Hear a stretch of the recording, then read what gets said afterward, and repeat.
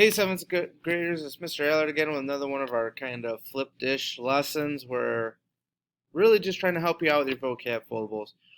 This one's going to be for our Chapter 8 vocab, which is in your Section 2, Chapter 8, Section 2 packet. So you're not going to turn that packet in until you are done with your vocab foldable. So hopefully that'll help you out. Excuse me. Also, for any white group students who are fully remote, or really any students in general, because I did not take it out. Some students have been saying, Mr. Adler, we actually like using the OneDrive. So that assignment is up there on your OneDrive as well. But we're going to go through the last video. I think I did a better job keeping it relatively short, under 10 minutes. So we will keep going. Remember, I'm not going to write the sentences for you. Do not copy what I put on the screen. It's not a sentence, okay?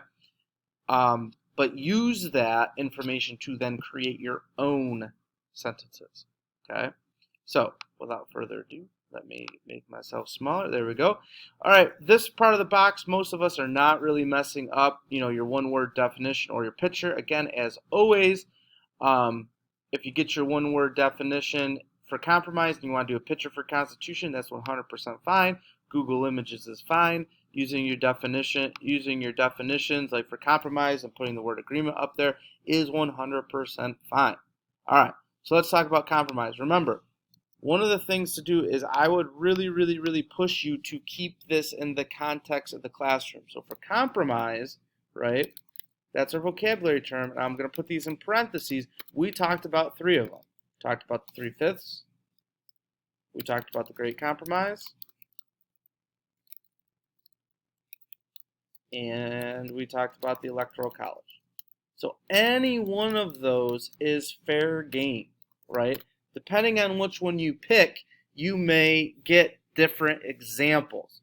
So for me, the biggest compromise for me, I think, is this Great Compromise. So I'm just going to underline that real quick, and I'm going to use that.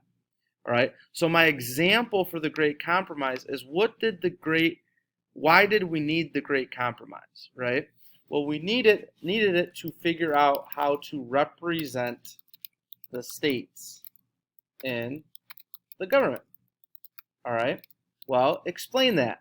How did it happen? There's a bunch of ways you could explain it. You could explain we needed to give states more power because the Articles of Confederation, bonus point alert, was too weak. You could talk about the New Jersey versus the Virginia plans. You could talk about a lot of different examples to explain that. So I might say, represent the states in the government, by, let's see, let me think about it. All right, so the Great Compromise was about the Great Compromise answered the question of how to represent the states in the government by creating the Senate and the House of Representatives. Right? That could be one way. Again, is that the only way to do it? No. You could say that the Great Compromise. You could flip around. The Great Compromise created the Senate and the House of Representatives to provide representation for the states. That could be another way you could do it as well. You could pick a different compromise. You could pick a different explanation. You could talk about the New Jersey and the Virginia plan if you wanted to, right? You could say, the Great Compromise combined parts in the New Jersey and Virginia plan to represent the states and their government. That would be fine. Any of those sentences shows me about the Great Compromise. So we're looking for bonus points, right? So why don't we take another compromise? You could take the Great Compromise and talk about it again, but also talk about how that was in the Constitution, right? So let's take, for example, we'll take the compromise. I'm just checking to see, ratify. All right, there's a whole bunch of sentences you could get, vocabulary words you could get in here for this one. But let's say Constitution, and we're going to get the word compromise in there. Right? So we could say something like, let's say, the Electoral College Compromise. That's going to be our example, right? Well, what was the Electoral College used to do? It was used to elect the President of the United States, right? So you may say something like, the Electoral College Compromise was added to the Constitution to provide a way to elect the President of the United States. Okay, you could get more specific. You could say the Electoral College was added to the Constitution to figure out a way to elect the President of the United States by using electoral votes or by using state votes or something along those lines, all right? And again, you could use a different compromise. You don't have to use the word compromise. I think the word ratify would work in there.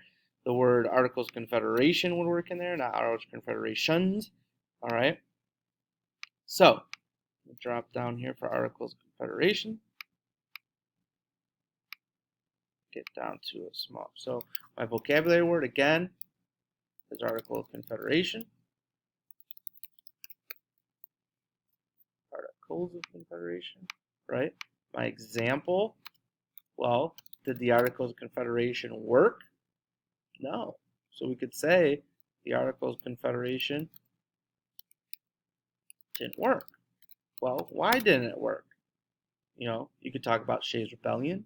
You could talk about looking at, you know, it gave too much power to the states, right? And you could say, okay, what type of power, right? Well, let's think of another vocabulary word we could get in there. An oldie, political, could go in there.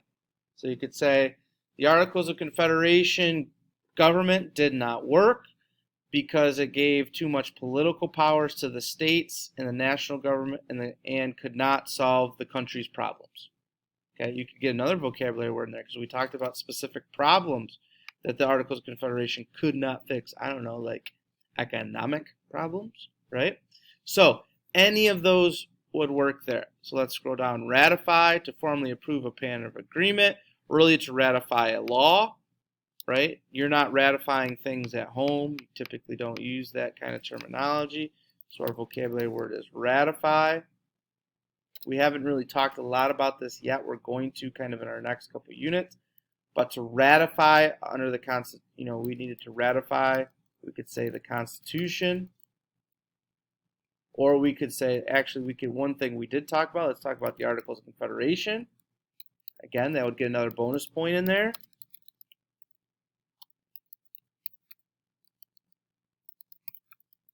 And if we get that Articles of Confederation there, well, to ratify a law, how many states were needed under the Articles of Confederation? Well, 9 of the 13 states, right? So we could say in order to ratify a law under the Articles of Confederation, 9 of the 13 states had to agree. Simple. You could jump it up a little. Is that easy to do? No, you could say it was not easy to ratify a law under the Articles of Confederation because 9 out of 13 states had to agree. Okay? You see kind of what we're getting here. Using those vocabulary terms, using what we're kind of talking about here to help us build our vocabulary. And let me get rid of some of these big spaces so we can kind of keep this all on one page. There we go. Drop down here for representative. All right. So our vocab term again is representative. Well, let's see an example. A person who is elected by citizens to speak or act for them. So we could talk about the person was elected. Well, what were they elected to? Could be elected president, could be elected a congressperson, they could be elected to student council, you know, they could be elected to the government, you know, whatever. Well, we talked up here, right? We talked about the House of Representatives. So we could say, you know, representatives are elected to, we could say the Senate by their state, right? So we could say representatives are elected to the Senate by votes in their state. Boom, period. If you're a senator from New York, you're a senator for all of New York. All right? All right, there we go. Hopefully that helps you with your vocab foldable. If you have any questions, as always, hit me up on Schoology. Send me a message. I will get back to you as soon as I can. Till next time, 7th graders, Allard out.